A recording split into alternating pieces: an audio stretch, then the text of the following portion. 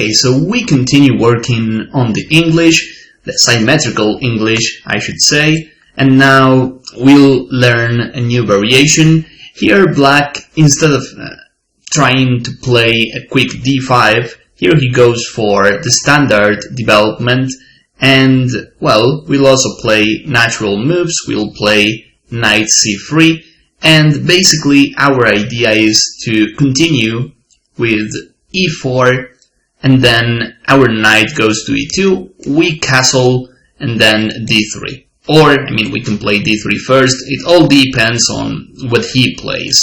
But basically this is our setup, and this is what we call the Botvinnik setup. So, this is our move order, and Black, instead of moves, I'll tell plans Black can play, and that is a better way of summarize his possibilities. So, one option is Black playing e6, and then developing the knight to e7. This makes a lot of sense. Another possibility would be Black playing symmetrical with e5, and then, well, he can decide whether to play knight f6 or knight to e7. And another possibility is playing d6, followed by knight f6, or knight f6 first, and then playing d6 at some point. As you can see, this is all about schemes for both sides, and we'll study all of these possibilities, and we'll start with e5. The symmetrical, this is like a pure symmetrical variation because Black is basically copying our moves. But okay, one thing to say here is, once he plays e5, then this diagonal is completely closed. I know that when we play e4, we are also closing our bishop's diagonal, but we have an idea, which is one day, here we are gaining space when we play e4.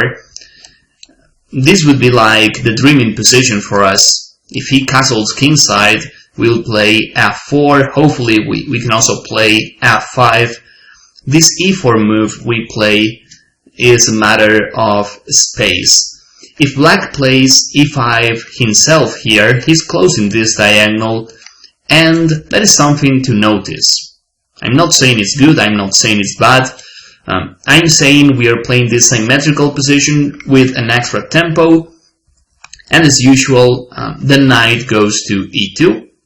Black in this game, he basically copies and plays knight to e7, and I think this makes a lot of sense, because if he plays knight f6, I can castle, he castles as well, I play with d3, and my pawn advance on the king side is going to be dangerous for Black, and having the knight on f6 is not a great idea in this position. If he had the knight on e7, then he can reply f4 with f5, but since he has the knight on f6, it's like we can gain a lot of space on the king side.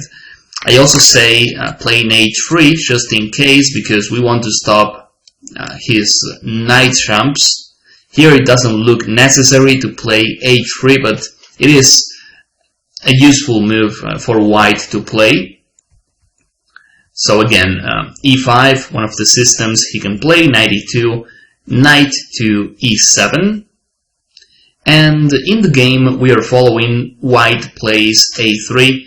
This is a move that usually happens in the English.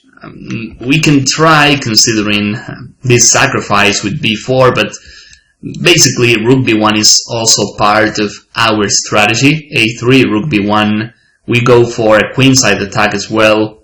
We're trying to attack on both sides to be realistic, and a3 here is possible, or we can castle and then we play a3.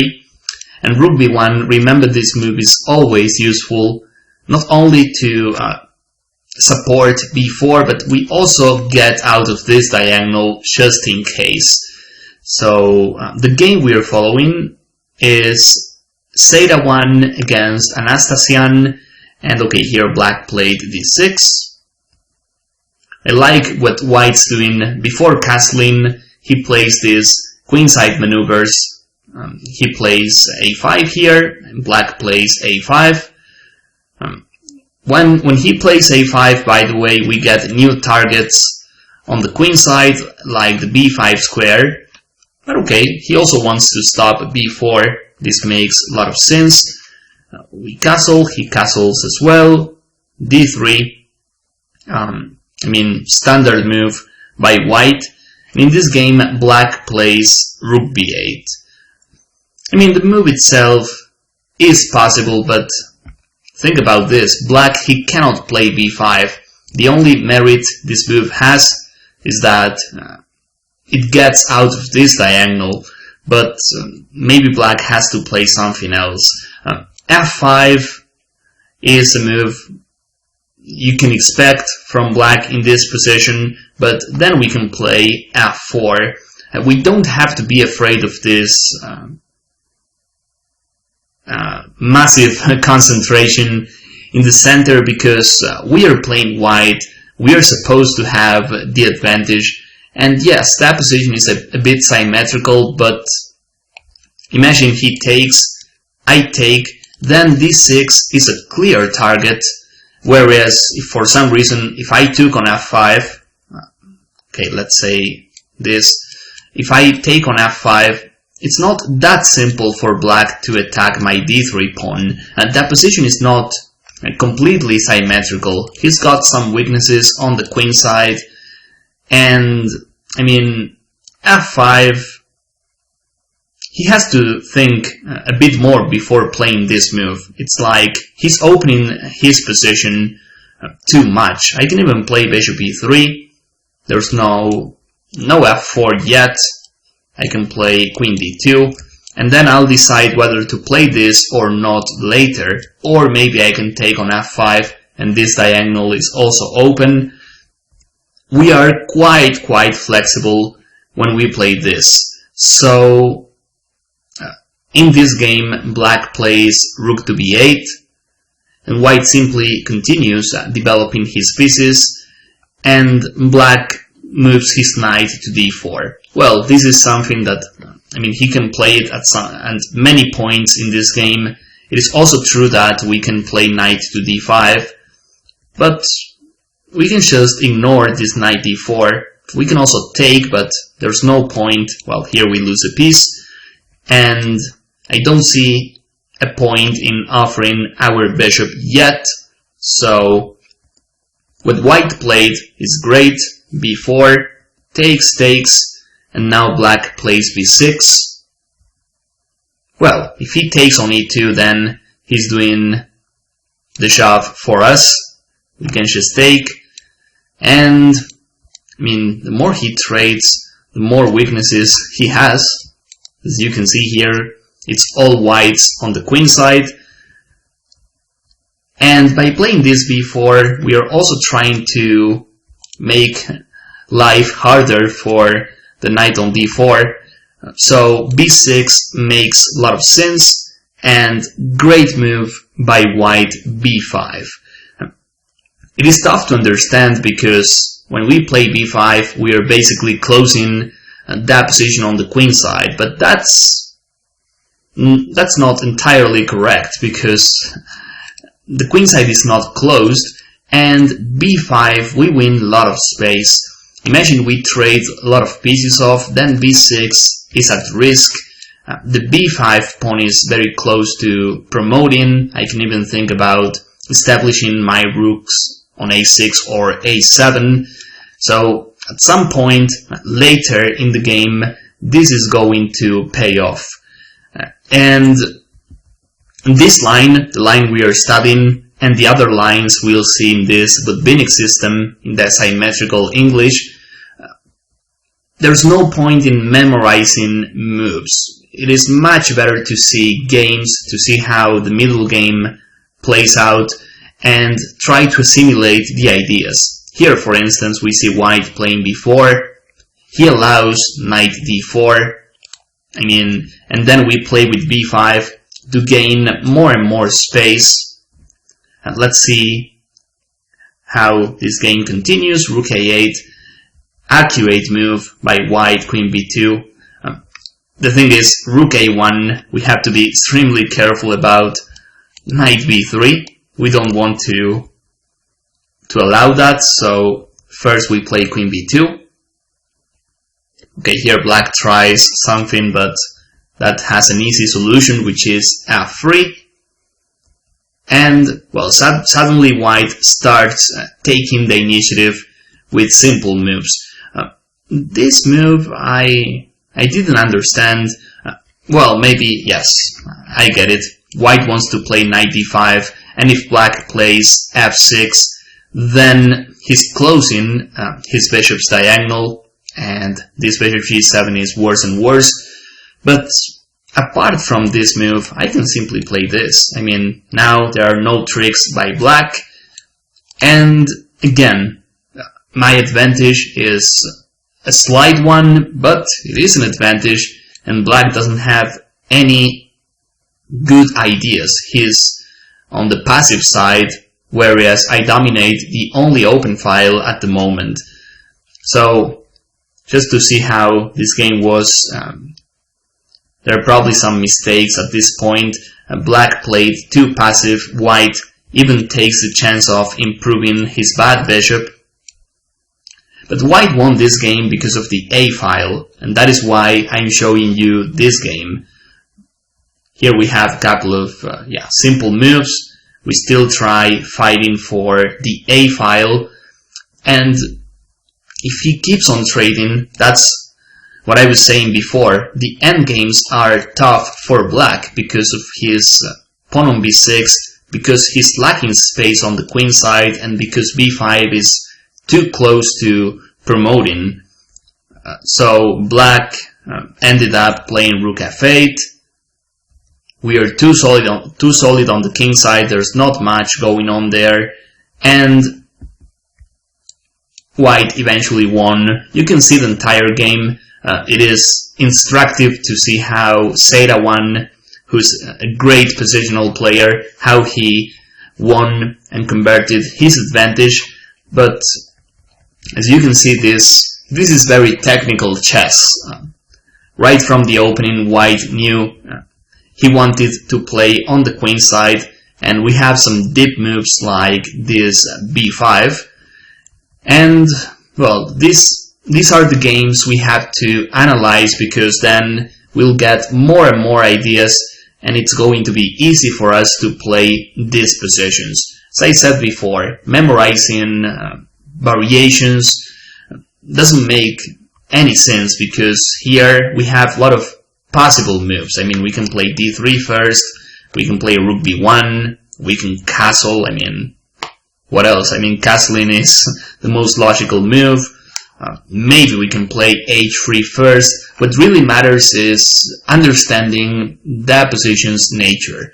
So, I mean, e5, definitely a possibility for black. We are looking at a position which is probably equal, but as white we have a slight advantage because of the extra move we have. I take it, I think that's fine. And, well, let's see other possibilities. d6 or knight f6. I would place these moves on the same variation, because if he plays knight f6, he'll end up playing d6 sooner or later. And if he plays d6, then he'll end up playing knight f6 at some point. If, for some reason, he plays this setup, or this e6, knight e7 and d6, this is like the last setup he can play. We can call it the e6 system. That is the subject of the next chapter. But now we'll see black playing with d6 and knight f6. And again, the move order doesn't make any difference. He can play knight f6 and d6, or he can play d6 here, and after knight e2, he plays knight to f6. Another little thing I would like to say before I forget, if your opponent at some point plays like a crazy move like h5, then you can just play h3. And then if he advances, then this is what we are looking for. This pawn on h4 is extremely weak. More or less he lost the right to castle, and we can still castle and play f4. We have a great attack on the king side. So don't be afraid of these moves. You can also play h4 and stop his kingside attack, but then he'll have the g4 square available, whereas if you play h3, he won't play h4 because of this, and if he castles, well, the pawn on h5 isn't great. One day I'll play f4, f5, and his king side is going to be weak. Black wishes he has the pawn back on h7. So that's something I wanted to say before I forget. From time to time you'll find crazy ideas like this, especially because we don't have the knight on f3, but if black plays the natural moves, he's going to play d6 and knight f6. So okay, let's go to that variation. Knight f6, okay, knight e2. Here we have a couple of games I selected, and you'll find them all on the database. Okay, d6, d3, nice, castles, I castle as well, and okay, couple of options in this position. Black, he doesn't want to play symmetrical because it makes sense for him to keep this diagonal open. That's the reason why he's not playing e5. And remember that when he plays with e5, it is much better for him to have the knight on e7, and then he's ready to meet f4 with f5. But now, if he has the knight on f6, then this is all whites. It's going to be super easy for me to advance on the king side, so he won't play e5. e6 is a move he can try, but again, if he plays with e6, it is much better to have the knight on e7, because then with the knight on e7 he has good control of the d4 square. So when he has the knight on f6, it's like he doesn't want to touch his e7 pawn. Instead, he has other possibilities. Considering his bishop's diagonal is open, he can try a queenside attack. We have this plan as white. We know this plan, we can try it as well. Another possibility black can try in this setup is the well-known maneuver knight e8. You probably know this idea from the closed Sicilian, usually white plays like this, or in the English we see this as well, and this is something we have to study, definitely. What else? Those are the main moves I have. Again, this is all about plans, but if I have to say moves for black, I would say knight e8 or rook b8, maybe a6, and that is like rook b8, a6, rook b8, or rook b8 and a6.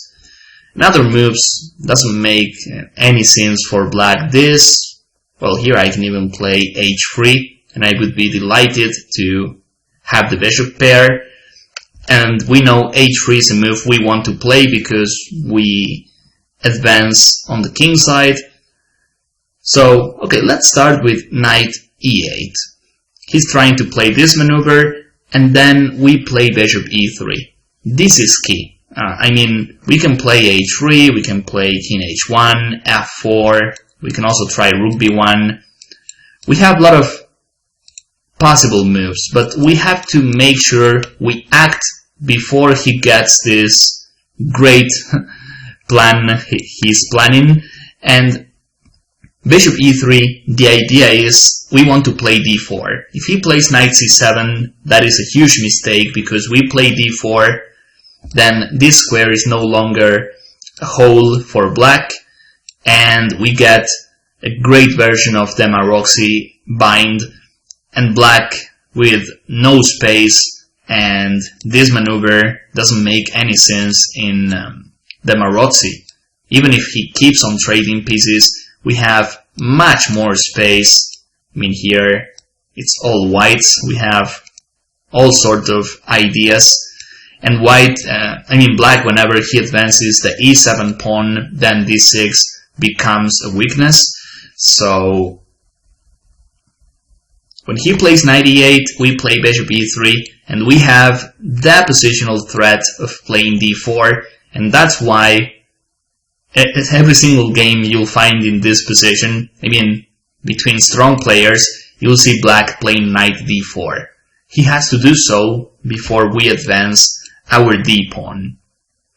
And okay, here, rook b1, I like it. This is like the standard reaction to fight against knight d4. We want to play b4 and weaken this knight d4 and c5.